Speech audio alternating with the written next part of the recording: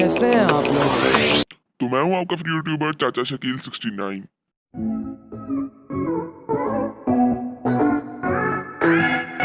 तो लॉकडाउन के चलते बहुत सारे लोगों को नींद नहीं आ रही है और यूट्यूब के ऊपर हाउ टू स्लीप लिख के सर्च कर रहे हैं।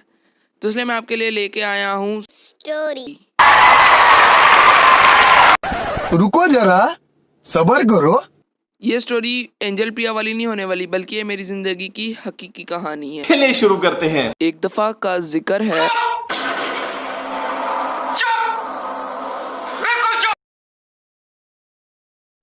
अस्सलामुअलैकुम। तो हाय गाइस, कैसे हो आप लोग? आ गया तुझे याद सलाम?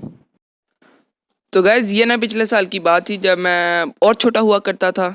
तो मेरी अम्मी ने कहा जाओ बेटा दही लेके आओ। तो मैं दही लेने चला गया अच्छे बच्चों की तरह पबजी छोड़कर। तो वापसी पर वहाँ पर ना एक येलो हुडी में लड़का बाइक से पेट्रोल चोरी कर रहा था।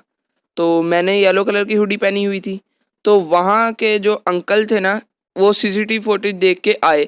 तो वो जो लड़का था ना वहाँ पे, जो बाइक से पेट्रोल चोरी कर रहा था, तो उसने फ्लैश की स्पीड में दौड़ लगा दी। अब मैं उस बाइक से तकरीबन 10 कदम आगे होऊंगा, तो वो लड़का भाग कर अगली गली में मुड़ गया। तो अंकल आते हैं पीछे से और मेरी ना जो हुडी थी ना, तो उसकी जो टोपी होती है उसको खींचते हैं। तो मैं जब पीछे मुड़ता हूँ ना, तो वो मेरे मुंह पे थप्पड़ मार देते हैं। तो मैं पहले अंकल से ना बड़े तमीज़दार अंदाज में पूछता हूँ, अंकल क्या हुआ है? तो अंकल कहते हैं मैं तुम जैसे बच्चों को अच्छी तरह जानता हूँ। अब मुझे अभी तक लिटरली कुछ पता ही नहीं था कि क्या हुआ है। मैं अपने वही पबजी के अंदर खोया हुआ था, रैंक पुश केडी वगैरह, ठीक है। तो अंकल मुझे कहते हैं कि मैंने ना बाइक से पेट्रोल चोरी किया है। तो मैं अंकल को समझाने की कोशिश करता हूँ कि अंकल आपको मेरे हाथ में कोई बोतल वगैरह नज़र आ रही है? तो अंकल कहते हैं तुमने फेंक दी होगी।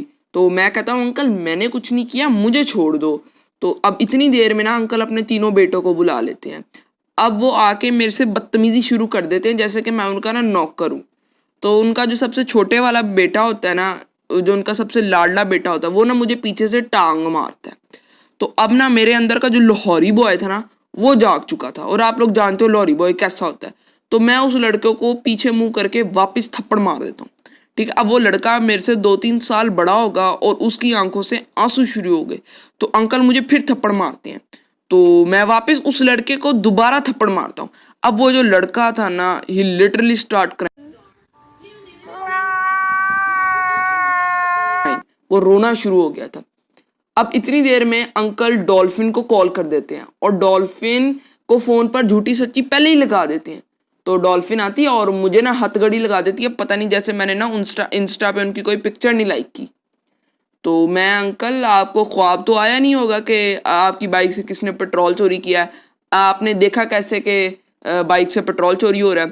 तो अंकल कहते हैं मैंने ना सीसीटीवी फुटेज में देखा है।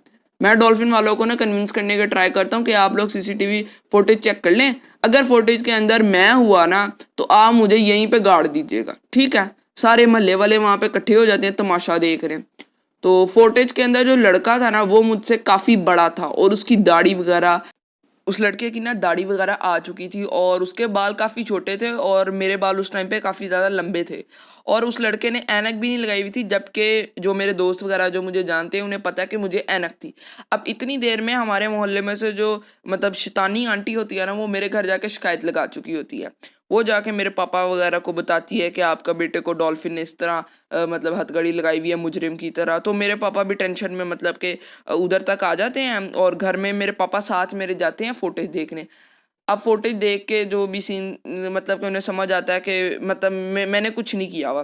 तो अब अंकल का माफ़ियों का सिलसिला शुरू हो जाता है। अब अंकल उस टाइम पे हमसे माफ़िया मांगते हैं, मुझे गले लगाते हैं, मेरे पापा से भी अपोलोजाइज़ करते हैं। तो फिर बाकी सारा सीन सेट वगैरह हो जाता है। तो अब हम ज़्यादा कुछ करते नहीं। तो देखो, मोरल ऑफ द स्टोरी ये है कि अगर आपके सामने कोई भी बहुत बड़ी मुसीबत आ जाए ना, तो आपने सबसे पहले घबराना नहीं है। मेरी कोई बात बुरी लगी हो तो कान पकड़कर सॉरी। अल्लाह हाफिज।